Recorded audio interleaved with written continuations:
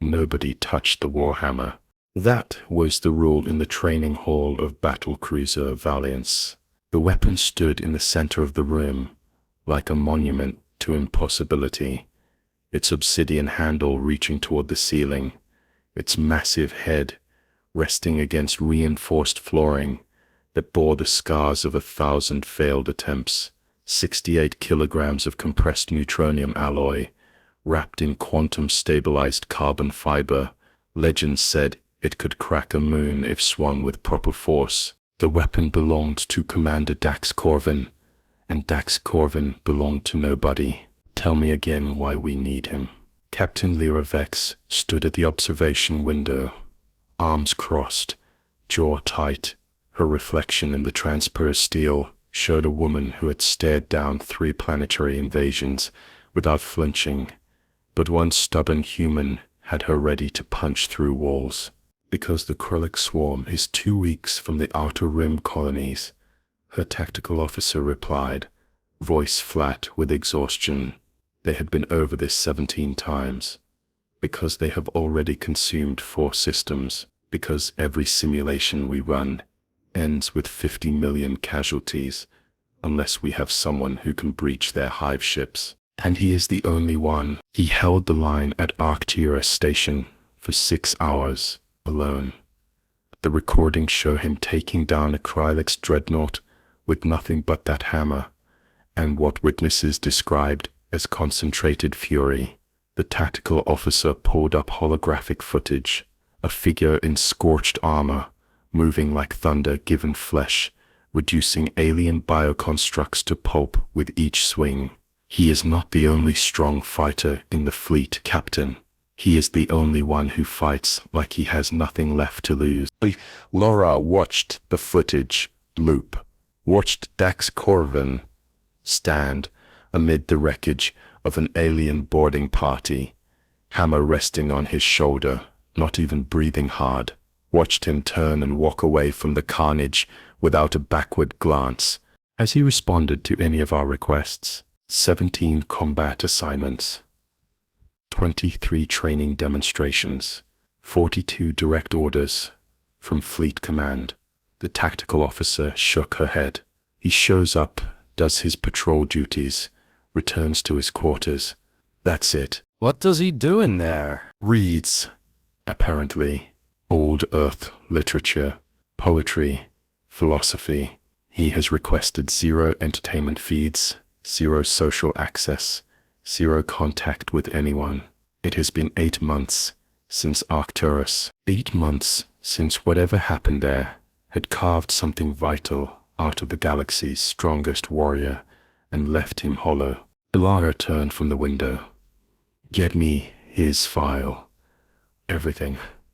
I want to know what made him and what broke him. Captain, we have tried everything. You have tried ordering him. You have tried bribing him. You have tried appealing to his duty. Lyra headed for the door. Nobody has tried understanding him. That changes now. The training hall hummed with activity. When Lyra entered, crew members from every species in the Alliance clustered in groups, working through combat drills, testing new weapons, building the skills that might keep them alive in the hell that was coming. The warhammer stood silent in its circle of empty space, ignored by everyone who knew better, except for one person. She was small by Galactic Alliance standards, maybe 160 centimeters, with dark skin and close-cropped black hair showing the faint silver of neural interface ports along her temples. She wore standard-issue training gear that had seen better days, and she was staring at the hammer like it had personally insulted her family. Lyra checked her mental roster. Zara Jin, human, engineering corps, transferred in 3 days ago from the repair station at Kepler Junction. Combat rating, classified. Interesting. That weapon has beaten every person who has tried to lift it, Lyra said, approaching slowly, quantum locked to its owner's biometrics. The dampening field alone can dislocate shoulders. Zara did not look away from the hammer. Sounds like an excuse for why nobody has tried hard enough. She tilted her head, studying the weapon from another angle. Her head, studying the weapon from another angle. 68 kilograms, gravity compensation systems in the handle would reduce effective weight by 40% in standard atmosphere. Quantum lock would take approximately 2.3 seconds to recognize unauthorized user and activate defensive protocols. Average human reaction time is 250 milliseconds. Plenty of time to get a feel for the balance. Lyra blinked. You have been thinking about this. I have been thinking about why the strongest fighter in the fleet hides behind a weapon nobody else can touch. Zara finally turned, and her eyes held something sharp and burning. I read the Arcturus reports, all of them, not just the official sanitized versions. I know what happened there. Those files are classified. Classifications are just suggestions. If you know the right encryption keys. Nara took a step toward the hammer. Dax Korvenn held that station because his entire unit died in the first 20 minutes of the attack. He kept fighting because stopping meant accepting they were gone. He has not touched this hammer in 8 months, because every time he picks it up, he remembers what it feels like to be the last one standing. The training hall had gone quiet. People were watching now, sensing something about to happen. And you think you can what? Exactly. Lyra kept her voice low. Traumatize yourself with his weapon. Force him to come running. That is cruel. No, Captain. Zara's smile was small and sad and absolutely without mercy. I am going to show him that strength is not the same as being alone. She walked into the circle. The hammer stood before her like a challenge carved from starlight and spite. Zara reached out slowly, fingers brushing the handle, and the quantum lock immediately recognized unauthorized user. Warning lights flared red around the base. A klaxon began to wail. The weapon's defensive protocols activated, and the air around it shimmered with repulsive force. Zara grabbed the handle anyway. The impact drove her to one knee. The dampening field hit like a physical blow, trying to rip her arm from its socket. Warning klaxons screamed.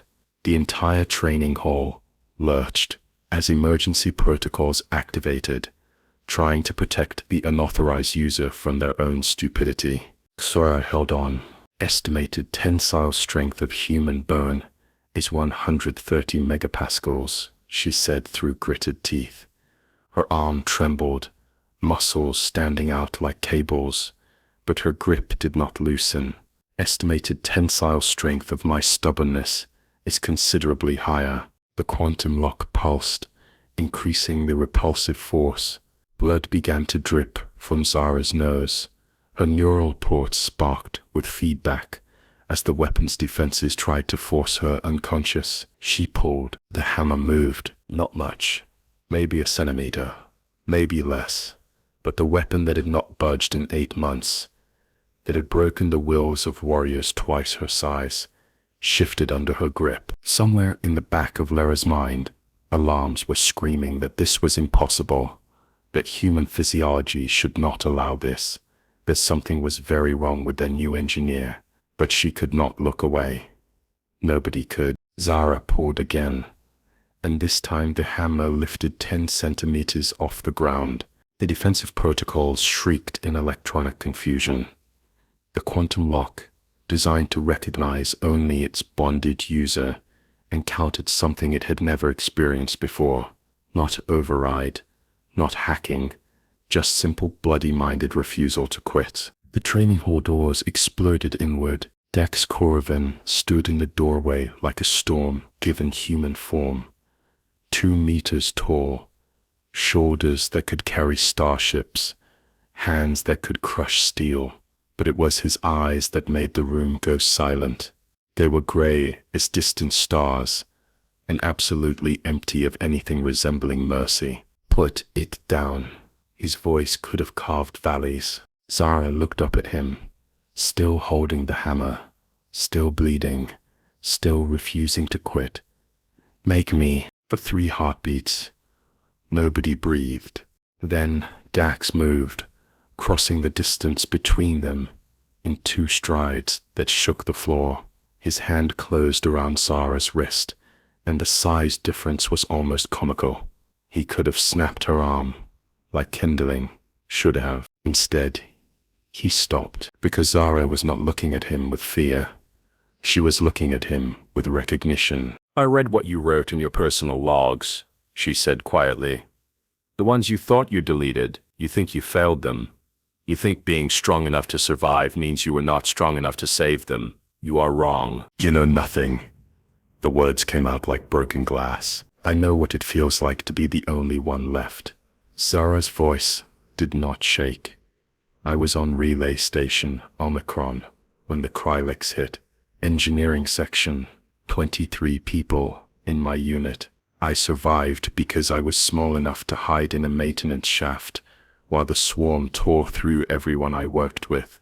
I heard them die, every single one, and I couldn't do anything but wait for it to be over. Dax's grip on her wrist did not loosen, but something flickered behind his empty eyes.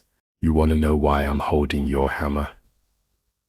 Zara continued, because I am tired of hiding, because another swarm is coming, and I will be damned if I spend another battle cowering while people die, because you are not the only one who is angry. You are just the only one who has forgotten that anger is supposed to burn outward, not in. The hammer, caught between them, hummed with confused energy. Its quantum lock pinged between 2 signatures that should not exist simultaneously, trying to understand what it was sensing. I cannot teach you to be strong, Dax said finally. His voice was quieter now, but no less sharp. I cannot give you what you are looking for. Good. Zara's smile was all edges. I am not looking for a teacher. I am looking for someone who remembers what it means to fight for something instead of running from it. And judging by how fast you got here when someone touched your hammer, I think you remember just fine. The silence stretched between them like a drawn blade. Then Dax released her wrist and took 1 step back. You have until I count to 5 to put that down before I break your arms. Pass. 1. Zara pulled, and this time the hammer came up to her shoulder. Blood ran freely from her nose, now dripping onto the weapon's dark surface. The quantum lock wailed in confusion. 2. She shifted her grip, testing the balance. Dax had not been lying.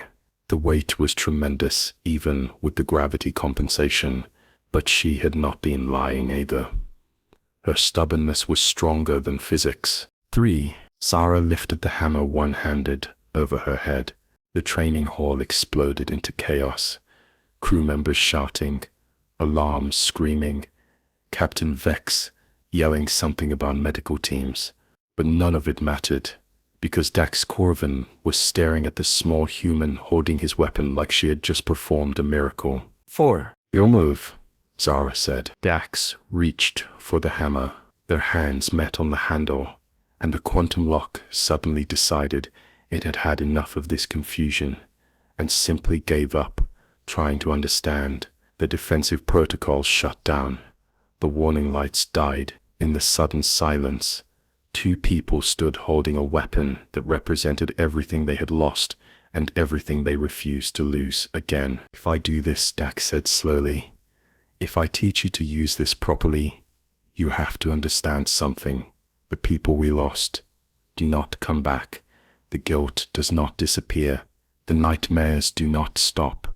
All you get is more days to carry the weight. I know. Zara met his eyes without flinching. But maybe the weight gets easier if someone else helps carry it. Something cracked in Dax's expression.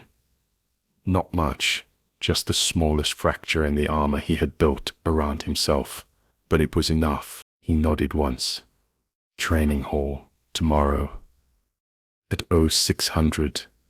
Bring medical insurance. Why? For the first time in 8 months, Commander Dax Korvenn smiled. It was not a pleasant expression, because now I have to teach you why nobody touches the warhammer. Zara arrived at the training hall at 0545, because showing up early was the first rule of not getting your face smashed in by someone who could juggle asteroids. The lights were already on. Dax stood in the center of the room, and the warhammer was nowhere in sight. Instead, the floor was covered in training weapons. Swords, staffs, shock batons, plasma blades, everything the Galactic Alliance armory could provide. They formed a circle around Dax, like offerings to an angry god, and judging by his expression, the god was not impressed. "You are early," he said without looking up. "I am terrified," Zara replied honestly, "but punctual." I got a flicker of something that might have been amusement. Dax gestured at the weapons. "Pick one. Which one do you recommend?" "Whichever one you think will hurt the least when I hit you with it." Zara studied the options. Every instinct screamed to grab something defensive, something with reach, something that would let her keep distance between herself and the human wrecking ball standing in front of her. Instead, she picked up 2 shock batons, each about 60 centimeters long, non-lethal but perfectly capable of making someone wish they were dead. Dax raised an eyebrow, dual-wielding. Ambitious. I watched the Arcturus footage 17 times. You fight in close quarters because that's where the hammer is most effective. Long range, you are vulnerable. Extreme close range, you are unstoppable. So I am betting on the middle distance. Zara activated the batons, and they hummed to life with crackling blue energy. I am also betting you will not expect someone my size to push in, rather than retreat. Interesting theory. Dax selected a simple training staff from the pile, something that in his hands looked like a toothpick. "Let's test it." He moved. The staff came at her like a meteor, and Zara barely got one baton up in time to deflect it.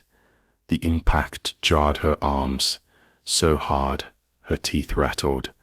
Before she could recover, Dax had already repositioned, the staff sweeping low at her legs. She jumped, twisted, landed badly, and the staff was already coming back around for her head. Zara ducked, rolled, came up swinging both batons in a cross pattern that should have caught Dax in the ribs.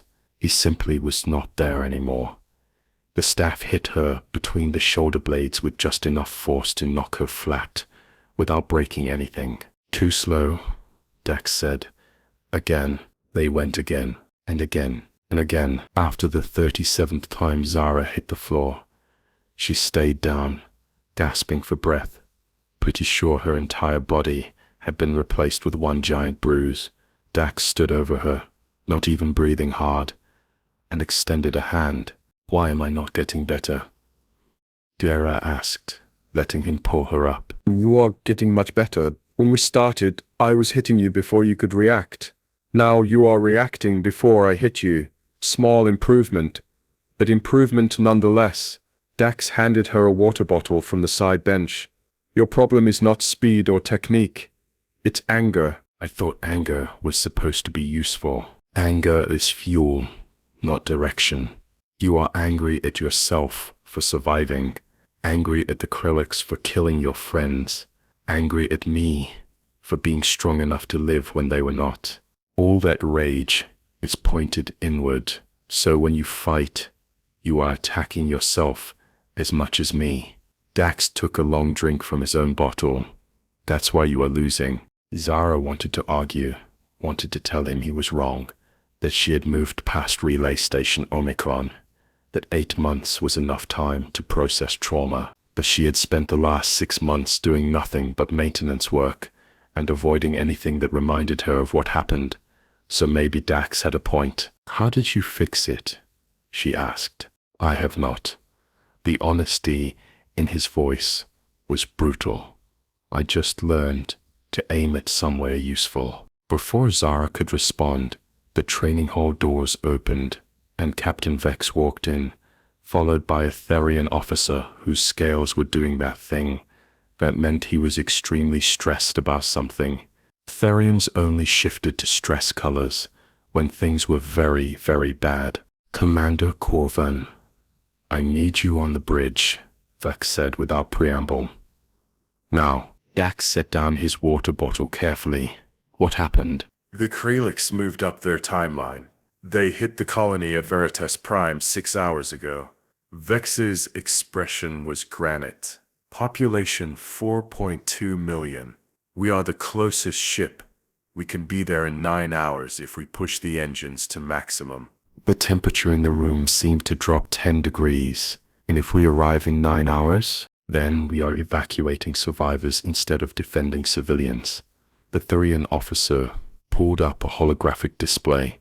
Best case scenario, we save maybe 20% of the population if the swarm stays focused on resource extraction instead of total elimination. Worst case, we arrive to an empty planet and the swarm 3 times its current size. Dara watched Dax's hands clench into fists so tight his knuckles went white. The staff he had been holding bent slightly under the pressure.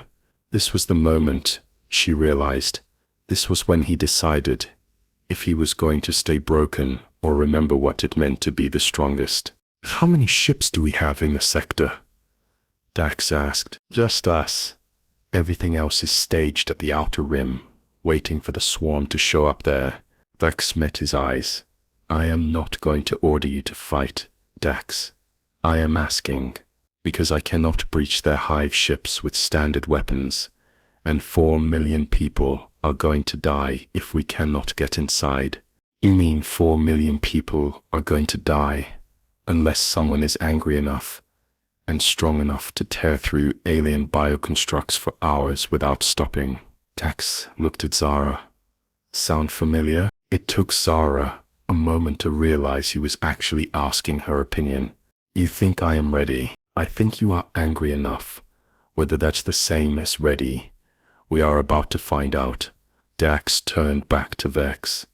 "I will go, but I am not going alone. Commander, I do not think sending an engineer into combat." She lifted my warhammer, quantum-locked, biometrically sealed. 68 kilograms of weaponized physics. She picked it up one-handed, because she was too stubborn to accept that she could not. Dax gestured at Zara, who was trying very hard not to visibly panic. "The Kryllex are not going to be impressed by rank or training. They are impressed by refusal to die. She has that." Vex studied Zara for a long moment. "Can you fight?" "I have no idea," Zara said, honestly. "But I am really tired of hiding while people die. So I guess we are going to find out together." That's possibly the worst qualification I have ever heard for a combat deployment. Vex smiled grimly. "Which means you will fit right in with the rest of this insane operation.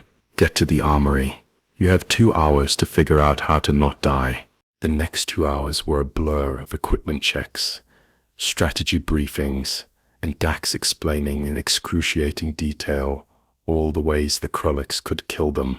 Turns out there were a lot of ways. The swarm was a hive mind species that treated individual units as disposable resources, threw warriors at problems until the problems stopped existing and had evolved specifically to consume and adapt to any threat. They are like if evolution decided to make a nightmare and then gave it a military doctrine, Zara said, staring at the tactical displays. "Close enough." Dax was strapping on armor that looked like it had survived several wars and was ready for several more. The key to fighting them is accepting that you are not getting out clean.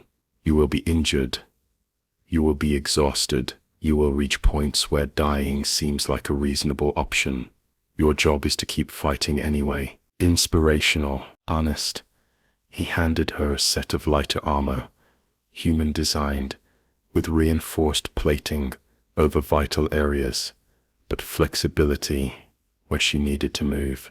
The hammer stays with me, but you are taking these. These turned out to be a pair of vibroblades, sleek and wicked looking, with quantum edge technology that could cut through Kryllex bio armor if you hit at the right angle. They were also significantly lighter than the shock batons, which meant she could actually use them for more than 3 minutes without her arms falling off. I thought you were teaching me to use the hammer, Zara said.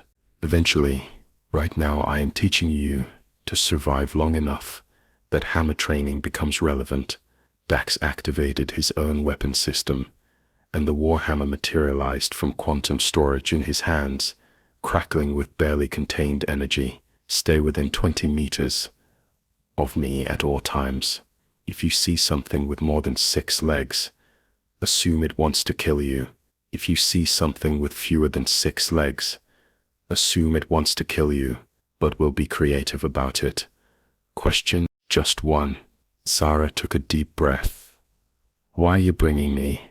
Really? You could breach the hive ship alone. You have done it before. Dax was quiet for a long moment, the warhammer resting against his shoulder, his expression distant, because at Arcturus, I fought alone for 6 hours and saved the station, but lost everyone I cared about, and I am tired of winning battles, but losing wars. He looked at her directly. You were right yesterday. The weight is easier when someone helps carry it, so let's carry it together. The trip to Veritas Prime took 8 hours and 47 minutes, and every person on the Voliants spent that time in tense silence. The closer they got, the worse the sensor readings looked. Massive biosignatures covering half the planet, atmospheric toxicity spiking as the swarm converted everything organic into raw resources. No response from any planetary communication networks. How bad? Dax asked as they assembled in the drop bay. 80% of the population centers are dark, Dax replied, over comms. We are detecting life signs scattered across the southern continent, roughly 700,000 individuals. They have retreated to the old mining complexes, using the underground networks to hide, but the swarm has started drilling. How long do they have? 4 hours, maybe 5. After that, the tunnels collapse, or the swarm floods them with enough biomass that survival becomes impossible. Dax checked his equipment one final time. Then we have 4 hours. They're ready? No, absolutely not. Every rational part of her brain was screaming that this was insane, that she was an engineer, not a soldier, that she had no business dropping into a war zone with nothing but anger and 2 fancy knives. But Relay Station Omicron flashed through her memory. 23 people, 23 friends, 23 voices she would never hear again because she had been too small, too scared, too helpless. Not this time. Ready? She said. The drop pods launched. The descent took 90 seconds. That felt like 90 years. Then the pods hit atmosphere, heat shields screaming, and the world outside turned into fire and chaos. Through the narrow viewport, Zara caught glimpses of Veritas Prime below. What should have been green forests and blue oceans had been replaced by gray biomass and the sickly purple of Kryllex conversion zones. Impact. The pod doors blew open, and hell was waiting outside. The Kryllex warriors were exactly as horrible as the briefings had shown. Insectoid bodies 3 meters long, blade limbs that could tear through steel, mandibles that dripped acid, and worst of all, intelligence.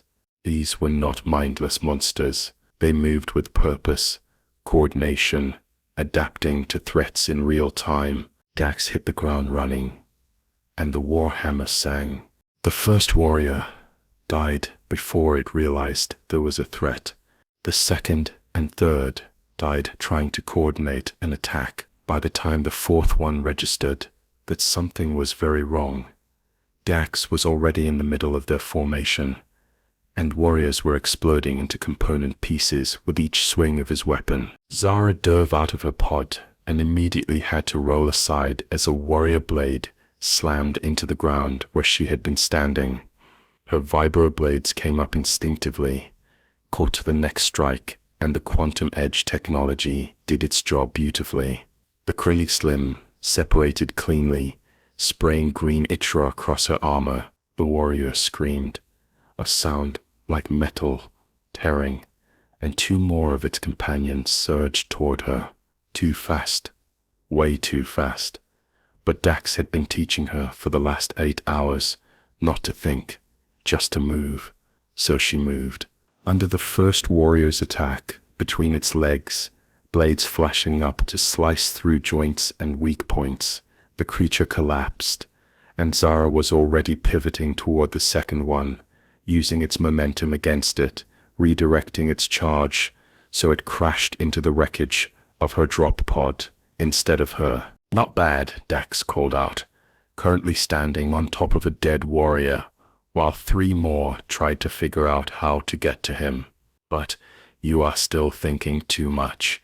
Stop analyzing and start destroying." Easy for him to say. He had a warhammer that could crack planets, and 8 months of being the galaxy's angriest person. She had 2 fancy knives and crippling survivor guilt. Although, maybe that was the same thing. The warrior lunged at her, mandibles wide, and instead of dodging away, Zara pushed forward into its attack. The surprise bought her a split second, and her blades found the soft tissue under its head plates. It went down thrashing, nearly taking her with it, but she tore free and was already moving to the next threat. "Hive ship is 2 kilometers northeast," Vex reported through comms. "Massive biosignature. If you can breach the outer hull, I can get evacuation shuttles down to the mining complexes." "Understood." Dax brought the hammer down on another warrior with enough force to crater the ground. "Zora, on me. We are pushing through." They fought forward through waves of Kryllex warriors, and Zara learned in real time what Dax had meant about accepting injury. She took a slash across her shoulder that burned like liquid fire, took a hit to her ribs that definitely cracked something, kept fighting anyway, because stopping meant dying, and dying meant all those people in the tunnels ran out of time. The hive ship loomed ahead, a grotesque mountain of organic technology pulsing with alien life. The entrance was guarded by larger warriors, elite units with heavier armor and weapons that crackled with bioelectric energy. "This is going to hurt," Dax said cheerfully. "Which part?" "All of it," he charged. The next 3 minutes were the longest of Zara's life. Dax was everywhere at once, the warhammer, a blur of destruction, breaking through defenses that should have been impossible. But even he could not be everywhere, and Zara found herself facing 2 elite warriors who had apparently decided she looked easier than the screaming death machine with the hammer. They were wrong, but not by much. She barely survived the first exchange, her vibroblades skittering off their heavier armor. The second exchange would have killed her if Dax had not thrown his hammer like a missile, obliterating 1 warrior, and buying her seconds she used to get inside the remaining elite's guard and drive both blades through the gaps in its armor. It died badly, thrashing and screaming. Zara held on, twisted the blades, and whispered a name for every second it took to stop moving. 23 names. 23 people who deserved better. "Breach achieved," Dax said, pulling his hammer from the dead warrior's remains. The entrance to the hive ship gaped before them, like a wound.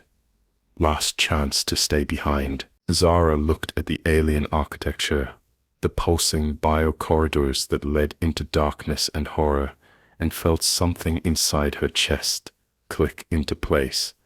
Not healing, not closure, just acceptance. that she was tired of being afraid.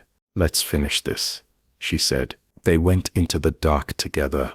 The interior of the hive ship was a nightmare made flesh, walls that breathed, floors that pulsed, with alien circulation systems. The air was thick with spores and the chemical signals the Kryllex used to communicate. Every surface dripped with bioluminescent slime that provided just enough light to see the horrors lurking in every shadow. "Core should be 3 levels down," Dax said, consulting the tactical scanner built into his armor. "That's where they keep the central processing node. Kill that, the whole ship goes into paralysis, long enough for evacuation. And between here and there, everything that wants us dead." He grinned savagely. "My favorite kind of odds." The corridors erupted with warriors. Not the standard soldiers they had faced outside, but specialized defenders bred specifically for internal security. Smaller, faster, adapted for fighting in confined spaces where their larger cousins would be clumsy. They came from above and below, from vents and passages that appeared in walls without warning. Zara lost track of time, lost track of how many she killed. The vibroblades became extensions of her will, cutting through chitin and alien flesh with mechanical precision. She stopped thinking entirely, operating on pure instinct and the rage that had been building since Relay Station Omicron. Dax fought beside her like a force of nature, the warhammer shattered by architecture with each impact, collapsing passages behind them to slow pursuit, opening new routes. When the hive tried to seal them in, he was bleeding from a dozen wounds now, his armor cracked and sparking, but he kept moving forward with the inevitability of continental drift. "Next left," he gasped, and Zara realized with shock that the unstoppable commander, Dax Korvenn, was actually getting tired. Then straight down, through the feeding chambers. Corey's past that. The feeding chambers were exactly as awful as they sounded. Massive organic vats, where the Kryllex processed, captured biomass into usable resources. Some of the vats still had recognizable shapes floating in them. People, animals, anything the swarm had consumed. Zara felt her stomach rebel, but forced it down. There would be time for horror later. Right now, there were 700,000 people, depending on them to not stop. The core chamber opened before them like a cathedral to alien intelligence. Bioluminescent patterns covered every surface, pulsing in complex rhythms that hurt to look at. In the center, suspended in some kind of gravitational field, hung the processing node. It looked like a brain the size of a house, covered in neural pathways that glowed with electric blue light. That's it? Zara asked. That's it. Dax hefted his hammer, which means every defender in this ship is about to converge on this location to stop us. You ready? The walls began to split open. Warriors poured through, dozens of them, then hundreds, elite defenders, aerial units with blade wings, massive brutes that dwarfed even Dax. The hive was throwing everything it had at the 2 humans who dared invade its heart. Zara looked at the swarm, at the impossible odds, at Dax standing beside her with his hammer ready, and that feral smile on his face. She thought about Relay Station Omicron, about 23 people who died while she hid, about 700,000 people who were hiding right now waiting to see if someone would save them. She thought about a warhammer that nobody could lift, except the 2 most stubborn humans in the galaxy. "Let's make them remember," she said. They charged. The battle that followed would become legend. 2 humans against a swarm, Bernice. Korvenn with his warhammer, destroying entire waves of warriors with single impacts, each swing powered by 8 months of grief and fury. Zara Jin with her vibroblades, moving like water through shadows, finding weak points and exploiting them with surgical precision. They fought back to back. They fought side by side. They fought alone when separated and fought harder to reunite. The chamber filled with alien bodies. The walls ran green with ichor. The air became so thick with spores and chemical signals that breathing felt like drowning. Zara lost her left blade when it snapped in an elite skull, lost the right one when she had to abandon it to avoid being bisected by a brute's crushing limb. She picked up a dead warrior's blade arm and kept fighting with that, the alien weapon awkward in her hands, but sharp enough to keep killing. Dax's hammer finally cracked. The quantum stabilization fields failed after the 1000th impact, and half the striking surface shattered into fragments. He kept using it anyway, the jagged edges making each blow more devastating even if less controlled. They were going to die here. Zara knew it, could feel it. The swarm was infinite, and they were just two humans who had forgotten how to quit. But they were going to die having bought enough time. Shuttles are clear. Vex's voice crackled through failing comms. 712,000. Evacuated. You did it. Now get out of there. Working on it, Dax panted. He swung the broken hammer one more time, pulping 3 warriors, and pointed at the core. Zara, you still have any explosives? She checked her belt. 1 thermal charge, meant for breaching doors, probably enough to damage the core, but definitely not enough to destroy it. Not enough. Then we improvise. Dax grabbed her arm and started running toward the core, using his bulk to smash through warriors rather than fight them. Remember how I said the hammer was quantum locked? Yes, that lock is powered by a microsingularity. Very stable. Very contained, unless someone destabilizes it, deliberately. He grinned through blood-covered teeth. Then it becomes very unstable and very uncontained. Zara's eyes widened. You are going to blow up your hammer? I am going to blow up everything. They reached the base of the core, and Dax shoved her toward a maintenance tunnel. That tunnel leads back to the surface. You have maybe 90 seconds. Go. What about you? Someone has to hold the detonation trigger. He was already prying open the hammer's containment housing, exposing the glowing singularity at its core. And I am really tired, Zara. So damn tired. Let me rest now. Zara grabbed his arm. You said the weight is easier when someone helps carry it. That goes both ways. We get out together or not at all. Dax looked at her, and something in his expression softened.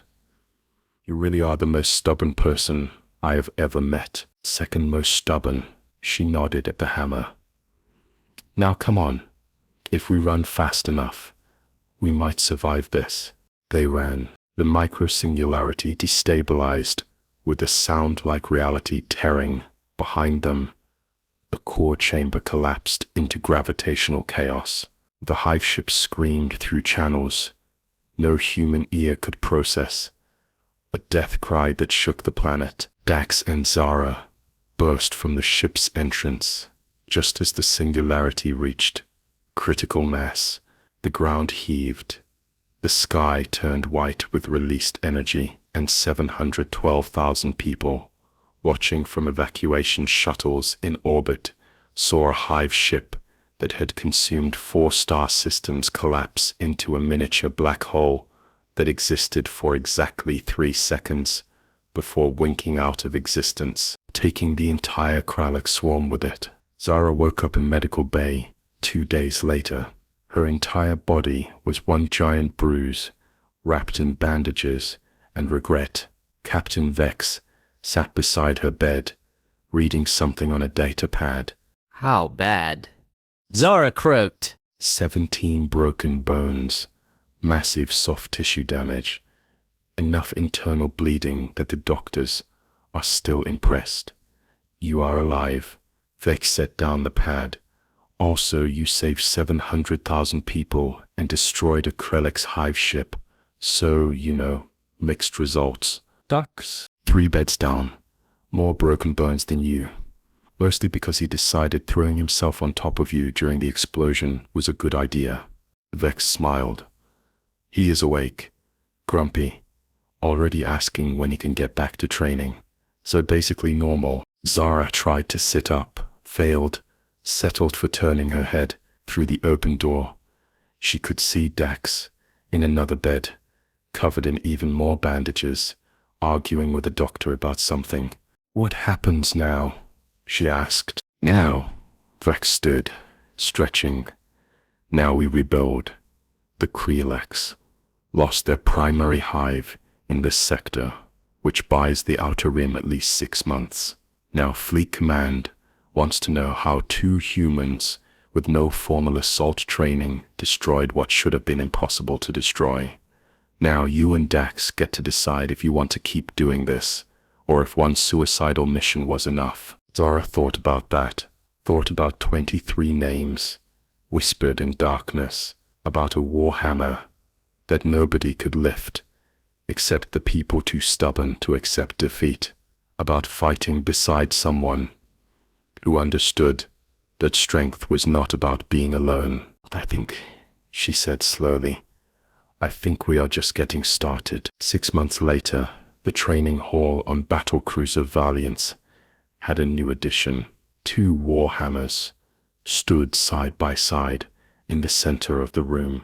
One was a rebuilt version of Dax's original weapon, quantum locked to his biometrics. The other was smaller, lighter, designed for someone who had proven that stubbornness could beat physics. And every morning at 0600, 2 figures could be seen training together, teaching each other new ways to carry the weight, preparing for the next impossible battle. Because the galaxy's strongest had finally learned that strength was better when shared, and the engineer who refused to quit had found something worth fighting for.